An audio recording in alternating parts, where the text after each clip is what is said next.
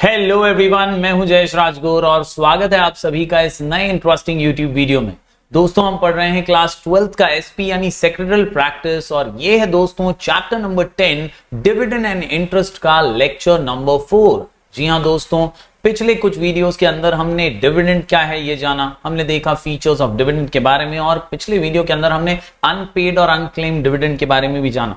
दोस्तों, आज के इस वीडियो में हम कुछ और बातें डिविडेंड के टाइप के बारे में जानेंगे, साथ ही साथ दोस्तों हम नजर डालेंगे व्हाट इज इंटरेस्ट के ऊपर भी। तो दोस्तों चलिए इस वीडियो को आगे बढ़ाते हैं, लेकिन अगर आप इस चैनल पर नए हैं तो जरूर से सब्सक्राइब कीजिए, बेल आइकन दबाइए, क्योंकि यहाँ आपको लगातार ऐसी इंफॉर्मेटिव वीडियोस मिलते रहेंगे। आप नए हैं तो जरूर प्लेलिस्ट सेक्शन में जाइए, वहां आपको चैप्टर वाइज प्लेलिस्ट मिल जाएगी, ओसीएम, इकोनॉमिक्स, एसपी वगैरह की। आपको आईटी के भी चैप्टर वाइज आईएमपी वीडियोस मिल जाएंगे, वहां से आप अपनी पढ़ाई जारी रख सकते हैं। दोस्तों, अगर आप नए हैं तो जरूर टेलीग्राम चैनल पर भी जुड़ जाइए, वहां हम आपको पीडीएफ के माध्यम से नोट्स देते रहते हैं और साथ ही साथ you can also download our app from play store, नाम है स्काई एजुकेशन, और वहां हम आपको रेगुलर एजुकेशनल अपडेट्स देते रहते हैं। तो अपना प्यार चैनल पर बरकरार रखिए। चलिए शुरू करते हैं आज का वीडियो, डिविडेंड एंड इंटरेस्ट का लेक्चर नंबर 4।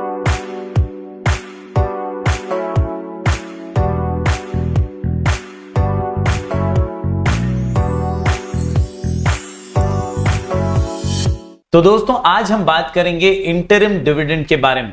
दोस्तों, इंटरिम डिविडेंड यानी जो डिविडेंड साल के बीच में ही मिल जाता है। दोस्तों, दो एनुअल जनरल मीटिंग्स के बीच में जब शेयर होल्डर्स की मीटिंग हो जाए, बोर्ड ऑफ डायरेक्टर्स ये डिक्लेयर करें कि यार डिविडेंड दे सकते हैं, एम्पल अमाउंट ऑफ कैश भी अवेलेबल है और क्यों साल के अंत तक हम रुका के रखें शेयर होल्डर्स को, अभी हम दे सकते हैं इंटरिम डिविडेंड। तो ऐसे में जो डिविडेंड दिया जाता है उसे इंटरिम डिविडेंड कहा जाता है। दोस्तों, इंटरवल याद रखिए, बीच में जो डिविडेंड दें दो एनुअल जनरल मीटिंग के मिडिल में, तो उसे हम इंटरिम डिविडेंड कहते हैं। Dividend declared by the board of directors between two annual general meetings is called interim dividend, यानी हम पूरा साल कंप्लीट होने से पहले ही, एनुअल जनरल मीटिंग लेने से पहले ही हमें लगता है कि बहुत सारा कैश अवेलेबल है, ample amount of cash available है और ऐसे में प्रोमोटर्स की रिक्वायरमेंट भी है कैश की, तो हम बोर्ड ऑफ डायरेक्टर्स की मीटिंग लेकर के, चर्चा करके, फिर शेयर होल्डर्स को बता करके उनकी मीटिंग लेके हम ये डिक्लेयर कर सकते हैं। Interim dividend is paid in the middle of the accounting year. जी हाँ, ये बात अंडरलाइन कर लीजिए, dash dividend is in the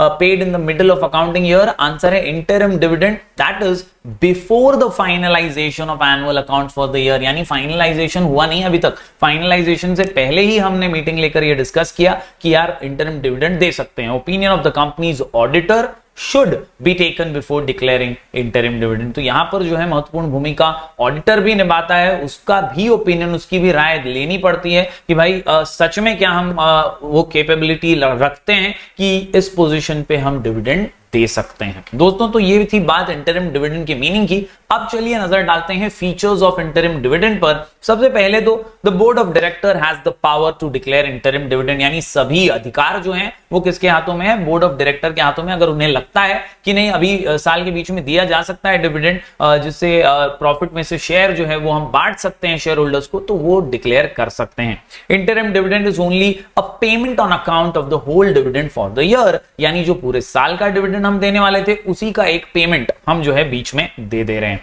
company should provide depreciation for the entire year and not proportionately for part of the year before declaring interim dividend. तो ये एक शर्त है, ये एक कंडीशन है कि भले ही आप बीच में दे रहे हैं डिविडेंड, लेकिन आपको पूरे साल का डेप्रिसिएशन जो है वो प्रोवाइड करना है और फिर ही आप प्रोपोर्शनेटली पार्ट जो है वो नहीं कर सकते, आप प्रोपोर्शनेट पार्ट नहीं काट सकते, आपको पूरे साल का ही डेप्रिसिएशन करके फिर ही डिक्लेयर करना होगा interim dividend. Interim dividend can not be paid out of any reserves, कोई भी रिजर्व्स या सरप्लस में से ये डिविडेंड नहीं दिया जाएगा। जो प्रॉफिट हुए हैं उसी में से, जो ample amount of cash available है उसी में से ये डिक्लेयर करना होता है। और साथ ही साथ दोस्तों, articles of association of the company must authorise the board of directors to declare interim dividend. मतलब अगर कायदे कानून की किताब में लिखा ही नहीं है तो कैसे दे दोगे? बोर्ड ऑफ डायरेक्टर्स जो हैं उन्हें यह अधिकार भी तो होना चाहिए कि वो इंटरिम डिविडेंड डिक्लेयर कर सकें। और ये कहां मिलेगा अधिकार? आर्टिकल्स ऑफ एसोसिएशन जो कंपनी के होते हैं उसमें अगर ये मेंशन्ड है that the board of directors can declare such an interim dividend, then they have complete authority to do so। तो उम्मीद करता हूं ये 5 इंपॉर्टेंट फीचर्स आप समझ पाए होंगे। इसके आगे अगर देखें तो बोर्ड मीटिंग सबसे पहले, जैसा कि बेसिक क्राइटेरिया है, कभी भी डिविडेंड देना है आपको तो बोर्ड मीटिंग तो लेनी पड़ेगी, उनका कंसल्टेंसी तो लेना ही पड़ेगा। तो अब board meeting has to pass the resolution for declaring interim dividend. म्हणजे वाघाचे पंजे। आपको बोर्ड मीटिंग में बात करनी होगी, चर्चा करनी होगी कि भैया इतना कैश अवेलेबल है, साल के अंत तक रुकें। उससे अच्छा जो हमारे प्रमोटर्स हैं, हमारे जो शेयर होल्डर्स हैं, उनको कैश की आवश्यकता तो होती है ही, उन्हें हम अभी ही क्यों ना इंटरिम डिविडेंड दे दें। ये चर्चा विचारणा करने के बाद एक डिसीजन पास होगा, एक रिजोल्यूशन बनेगा और फिर फाइनली ये डिक्लेयर कर दिया जाएगा। The amount to be given as interim dividend must be credited in a separate bank account in a scheduled bank within 5 days of declaration। तो दोस्तों ये खासियत है इसकी, 5 दिनों में, जैसे ही डिक्लेयर किया ना आपने बोर्ड मीटिंग के बाद, 5 दिनों में, जी हाँ 5 दिनों में, जी हाँ 5 दिनों में ही आपको वो एक सेपरेट शेड्यूल बैंक के अकाउंट में क्रेडिट कर देना पड़ेगा। And interim dividend should be paid within 30 days of its declaration. Unpaid है या अनक्लेम्ड रह जाता है तो सारी गतिविधियां जो है सेम टू सेम जो डिविडेंड में हमने पढ़ी हैं वैसी ही रहने वाली हैं। यहां पर भी अनपेड रह जाता है, डिविडेंड नहीं पहुंचता है या अनक्लेम्ड रह जाता है इंटरिम डिविडेंड, तो वो ट्रांसफर हो जाना चाहिए अनपेड डिविडेंड अकाउंट में with in 7 days of the expiry of 30 days। यानी कुल मिलाकर के 37 दिनों के आसपास जो है डिक्लेरेशन होने के बाद ये जो है अमाउंट ट्रांसफर हो जाना चाहिए अनपेड डिविडेंड अकाउंट के अंदर। Any amount remaining unpaid unclaimed in the unpaid dividend account for 7 years, 7 सालों तक अगर ये रह गया तो इसे आप एजुकेशनल या प्रोटेक्शन फंड के अंदर एम्प्लॉइज के, इंस्टीट्यूट के, आपके कंपनी के डाल सकते हैं, जो हमने पिछले वीडियो में भी ये देखा था दोस्तों। तो ये ट्रांसफर कर देना पड़ेगा, कंपनी उसको रख नहीं सकती है। तो ये उम्मीद करता हूं सारे फीचर्स आप समझ गए होंगे। यहां पर दोस्तों इंटरिम डिविडेंड का चैप्टर हो जाता है close.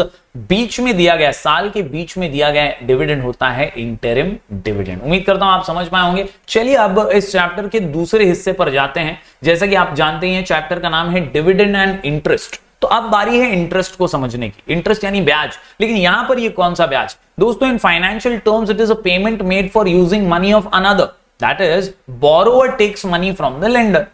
So interest is the cost of renting money, यानी पैसा आपने उधार दिया उसके बदले में ब्याज भरना पड़ता है for the borrower, and it is the income from lending money for the lender. तो दोस्तों सिंपल सी बात है, जो लेंडर है जिसने दिया है आपको पैसा, उसके लिए एक सोर्स ऑफ इनकम ही है और उसे ये ब्याज मिलता रहता है। दोस्तों कुछ फीचर्स हैं इंटरेस्ट के, खास तौर पर अगर आप देखें यहां पर, तो interest is the price paid for the productive services rendered by capital. यानी आपको जिसने पैसा दिया वो आपने यूज किया, अपनी कंपनी को बढ़ाने के लिए, कंपनी को बनाने के लिए, कंपनी के प्रोडक्टिवनेस को इंक्रीज करने के लिए, एफिशिएंट बनाने के लिए।